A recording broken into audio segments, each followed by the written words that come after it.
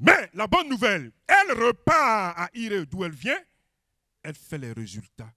Les mêmes examens qu'elle avait fait, les résultats s'avèrent négatifs.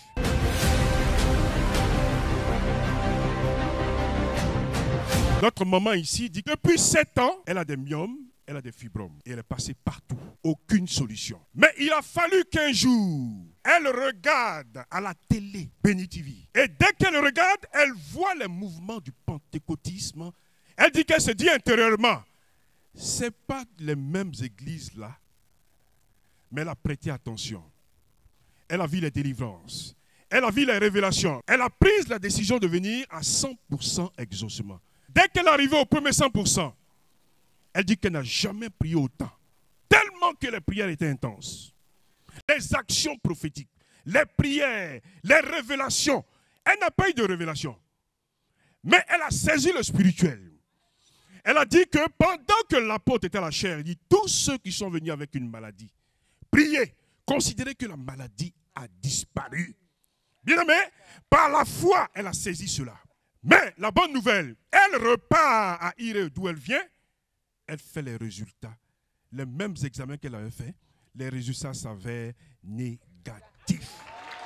Elle n'a aucune lésion de myome, encore moins aucune lésion de kyste. Elle aimerait ce matin rendre gloire au Dieu de Zoké Rocher pour cette guérison qu'il a opérée dans sa vie.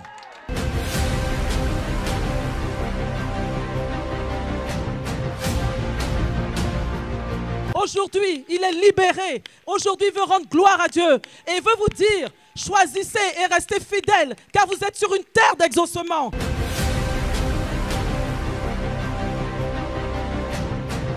Ce monsieur qui est à côté de moi, un jour, il vient un dimanche et le prophète le localise. Et il lui dit, ici, il y a un monsieur, un jeune homme, qui va piquer une crise de folie et il risque d'en mourir. Mais comme il a mis ses pieds à 100% exaucement, il sera exempté de mort. Et il se trouve que monsieur, dans sa famille, effectivement, il y a des cas de folie. Et malheureusement, son père est décédé d'une crise de folie. Et lorsque le prophète a décelé, a détecté et a parlé de lui, quelques semaines plus tard, la maladie, effectivement, se réveille. Il fait une grave crise. Il se retrouve à l'hôpital. Il veut rendre gloire au Seigneur parce qu'aujourd'hui, il est libéré. Aujourd'hui, il veut rendre gloire à Dieu. Et il veut vous dire, choisissez et restez fidèles, car vous êtes sur une terre d'exaucement.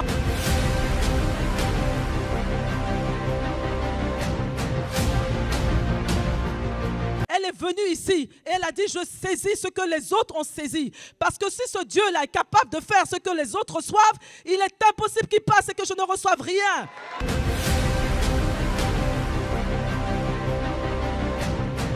La maman qui est à côté, la jeune maman qui est à côté de moi, vient de Korogo.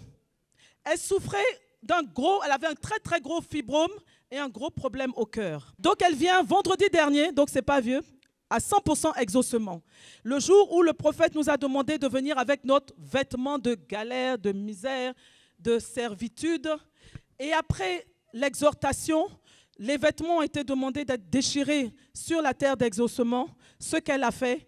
Et quand elle est allée s'asseoir, le fibrome qui était visible a commencé spectaculairement à diminuer, complètement rentré. Et la douleur qu'elle avait au niveau du cœur qui l'empêchait de respirer, elle ne pouvait rien faire, elle ne pouvait pas se déplacer correctement, elle ne pouvait pas respirer. Mais elle a saisi le spirituel, elle a quitté Korogo, elle est venue ici et elle a dit, je saisis ce que les autres ont saisi. Parce que si ce Dieu-là est capable de faire ce que les autres reçoivent, il est impossible qu'il passe et que je ne reçoive rien. Elle a été exaucée, elle est guérie, elle veut rendre gloire à Dieu.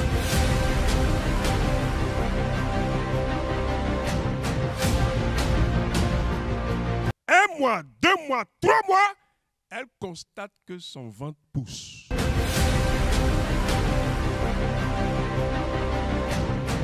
Notre sœur ici, depuis 2019, elle dit qu'elle cherche bébé, impossible. Elle dit qu'elle a tout fait, impossible d'avoir enfant. Mais lorsqu'elle a mis les pieds sur la terre de l'exaucement, c'était le début de son exaucement. L'apôtre polyvalent, depuis la chair, a dit, ma prière pour toutes celles qui cherchent des enfants, c'est d'avoir foi et au sortir du 100%, d'aller faire votre trousseau. Elle dit que ça dise intérieurement, moi, je crois au Dieu de Joachim Rocher. Au sorti de ce 100%, le lendemain, j'irai faire mon trousseau. Elle est allée faire le trousseau. 1 mois, 2 mois, 3 mois, elle constate que son ventre pousse. Bien aimé, elle constate que son ventre pousse. Elle dit, mais j'ai trop mangé. On dit, non, tu n'as pas trop mangé. C'est le Saint-Esprit qui a mis le bébé dedans. Bien aimé, aujourd'hui, voici le résultat de l'action prophétique qu'elle a respectée. Vous constatez qu'elle est bel et bien enceinte. Tonton Médé, on ne voit pas bien le ventre là.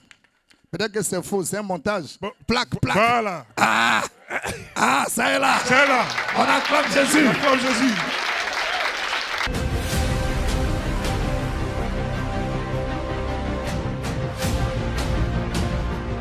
Voici sa fille, comme vous la voyez. Une gamine qui a voulu s'amuser à un moment donné. Et puis, paf.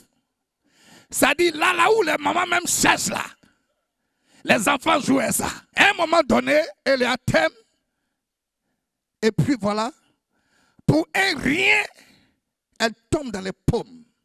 Elle est dans le coma. Elle fait un coma de 13h à 21h. C'est compliqué. Les médecins, les spécialistes de la réflexion humaine, les mathématiciens, ils sont sortis de leur bureau. Ils disent ce qu'on voit, on doit déchirer pour enlever l'enfant, car c'est déjà gâté. Sa maman dit, comme vous voulez placer le sérum, placez d'abord. Elle se met à l'écart. Elle sait qui elle a vu. Elle connaissait déjà la mission. On place sérum, son sang se coagule. Ça ne passe pas. C'est mort ou bien sa vie. Sérum ne passe pas. Le médecin dit non, madame, vous allez nous excuser, on sera obligé de faire rapidement, sinon on va perdre les deux. Il dit, docteur, bonjour, c'est mon enfant. S'il y a papier à signer, donne-le signer. Je connais un hôpital qui est au-dessus des autres hôpitaux. Je veux rentrer avec mon enfant, vous n'allez pas la déchirer. Ce n'est pas ce témoignage-là que moi je connais. Arrêtez. Je prends l'engagement de partir avec mon enfant. Elle soulève son enfant depuis Soubré. L'hôpital général de Soubré jusqu'à Abidjan. Elle n'est pas médecin, mais elle a un cas comme ça sous la main. Mais elle fait confiance au Dieu du grand missionnaire Joachim Rocher parce qu'elle est de la mission. Elle est venue avec sa fille. Et l'homme de Dieu a regardé la situation. Il a prié pour la mère. Le Saint-Esprit l'a localisé, l'a déclaré des paroles. Les esprits qui condamnent ta famille, qui vous attaquent, qui veulent la mort. Ce matin, le Dieu de Joachim Rocher les met en déroute. Après ce Amen, sa fille dit, maman, est-ce que je peux aller accoucher? Elle dit à sa fille, bébé, va faire toi aussi ton bébé. Elle sera à Boisseau. Arrivée à l'hôpital, elle se couche, elle pousse et elle a son enfant qui est ici.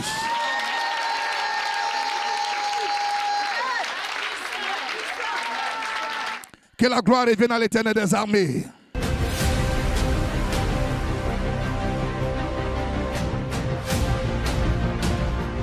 Notre papa a un puissant témoignage. Il dit qu'il est de la région de Quibli et là-bas, il n'y a aucune église qui existe. Mais lui, en tant que pentecôtiste, il a exprimé le besoin qu'on installe au moins une église. Des années ont passé. D'autres prêtres, d'autres évêques, d'autres pasteurs ont essayé, ils n'ont pas pu. Notre tonton ici présent dit qu'il a réuni un certain nombre de chrétiens. Il leur a dit, je suis pentecôtiste. Je viens d'une mission, et non des moindres, la mission mondiale évangélico, qui a le triomphe en elle. Mais je veux m'associer avec d'autres personnes pour qu'on installe une église à Quibli. Tout le monde a commencé à se moquer pour dire, écoute, toi, on a vu des pasteurs ici, personne ne vient.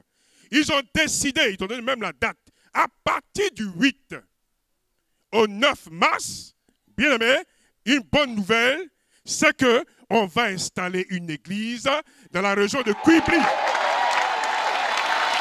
Mais comme pour le malin, pour pouvoir s'agiter, le diable a commencé à s'agiter. Tous les féticheurs de la région, tous les marabouts se sont réunis avant-hier pour aller là-bas, pour empêcher que la cérémonie ait lieu. Mais bien aimé, le Saint-Esprit s'est levé, une forte pluie s'est abattue, ils ont tous fui. Donc il est venu ce matin pour rendre gloire au Dieu de Joker Rocher, car la cérémonie d'installation de l'église aura bel et bien lieu par rapport à la puissance du triomphe universel qui va prévaloir sur cela. Et ce matin, le maire rend gloire au Dieu de Joker Rocher.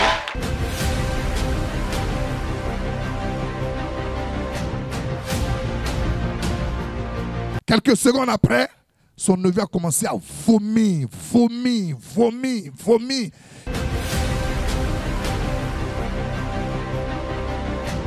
Qui se souvient, un jour, le prophète a prié, il a dit, soyez la sentinelle de vos familles ici. Que si quelque chose ne va pas dans votre famille, qu'on vous appelle, que votre prière soit exaucée. Et c'est ce jour-là, elle a enregistré. La tante dit qu'elle est partie.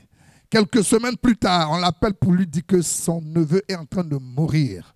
Il a été empoisonné, il est en train de mourir. C'est-à-dire, ça ne va pas du tout. Quand elle s'est déplacée, elle allait s'arrêter juste devant son neveu. Elle dit, j'impose le triomphe du grand missionnaire Joker Rocher à cet empoisonnement. Je décrète, je déclare, dans le nom de Jésus, par la puissance et le feu du Saint-Esprit, tu es guéri, vomissement, sors. Voilà la prière qu'elle a faite. Quelques secondes après, son neveu a commencé à vomir. Il s'est vidé de tout le poison.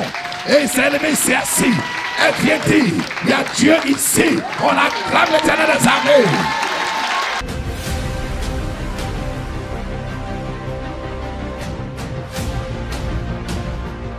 Elle dit, elle n'a jamais vu ce qui lui est arrivé là. C'est pourquoi elle est venue devant vous tous pour un témoignage.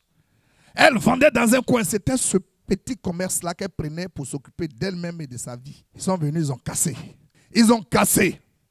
Elle ne savait plus où mettre la tête. Elle fouille, elle va dans tel magasin, on dit non, c'est fermé. Ici, là, non, ils ont tout pris. Là, non, toi, non, tout est pris ici. Elle dit, aïe. La dernière fois qu'elle a visité des magasins, c'était à la Riviera 2. Elle s'est arrêtée, elle a dit au monsieur, tu dis quoi? Le monsieur dit, tout est pris. Ceux qui doivent prendre les magasins, ils sont déjà sélectionnés. Lui dit, c'est là, c'est déjà fait. Allez chercher ailleurs. Elle a dit au monsieur, monsieur, je t'informe que je fais partie des sélectionnés qui sont sur ta liste. Le monsieur l'a regardé en bizarre. Moi, il n'était jamais vu. Il y a combien de magasins ici? Je connais ceux qui sont ici. Bon, ok, de toute façon, on va partir. Elle est venue à la prière. Elle a bombardé. Elle a déclaré. Elle a prié le Dieu de Joker Rocher. Quand elle sort d'ici, si tu ne crois pas, prends son numéro, regarde bien son visage. Et puis va à la Riviera 2, fouiller dans les magasins, tu vas la voir là-bas. Quand elle sort d'ici, elle part. C'est son téléphone qui sonne. Elle décroche. Une de ses tantes l'appelle. Ça va ma petite? Oui, tante, ça va très bien. Ma petite, je ne sais pas, mais je me suis mis dans quelque chose. Je suis allé prendre un magasin à la Riviera 2 quelque part là. Mais vraiment, je ne compte plus continuer. Je veux que, si tu peux prendre, je veux que tu viennes prendre. Elle part voir sa tante. Sa tante dit, allons, je vais te montrer le coin. Elle est derrière la tante. Et la tante va droit sur le magasin qu'elle avait visité. Et puis elle-même, elle s'arrête, elle coule les lames. Elle dit, tante, donne-moi les clés. Elle a récupéré ses clés. Elle dit, ça là, ce n'est ni son papa, ni sa maman, ni ses parents. C'est le Dieu de Joker aussi qui a fait ça.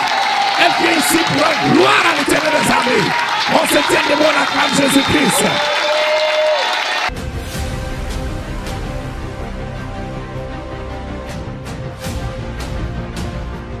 Voici notre tante. Elle vient dire merci au Dieu du grand missionnaire Joker Rocher. Voilà qu'elle vendait les pagnes, tout allait bien. Et puis un matin, tout est parti dans le crédit, on ne l'écoute plus, ça ne va pas.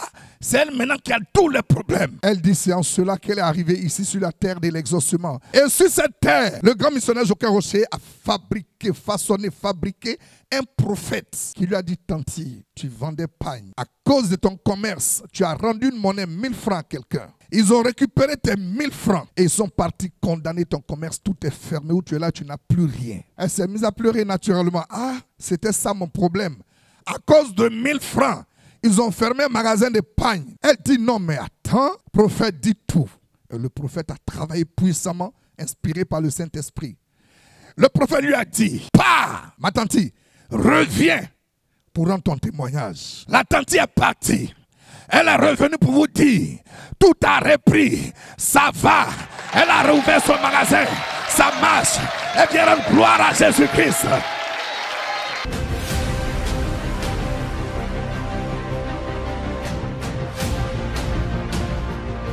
Et c'est elle maintenant qui avait la foi terrible pour dire que non, je ne te donne plus les médicaments. Le petit dit, j'ai mal, elle dit, je ne te donne plus rien. Parce que la guérison a commencé. Et c'est ce qui s'est passé. Il est totalement guéri.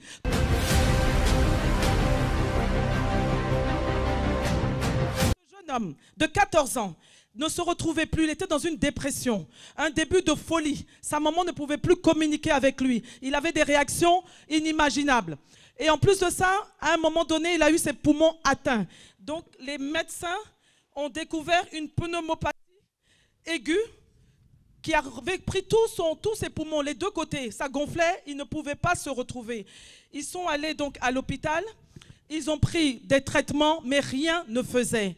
Et un jour, le petit a regardé la télé sur le canal 198, Béni TV, et a dit à sa maman, mais là-bas, là, je veux que tu m'emmènes là-bas. On ne trouve aucune solution. C'est l'enfant qui a emmené sa maman ici. Sa maman ne croyait plus en la médecine, en rien. Ils sont venus ici. Elle est rentrée. Et c'est elle maintenant qui avait la foi terrible pour dire que non, je ne te donne plus les médicaments. Le petit dit, j'ai mal, elle dit, je ne te donne plus rien. Parce que la guérison a commencé. Et c'est ce qui s'est passé. Il est totalement guéri.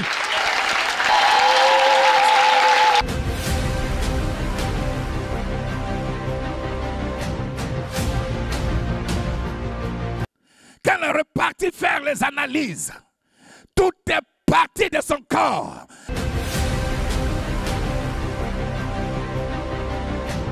Voilà le témoignage de notre tante. Elle n'est pas de la mission ici. La dame dit que le Dieu de Jokarosé a opéré un miracle au-delà de la raison humaine.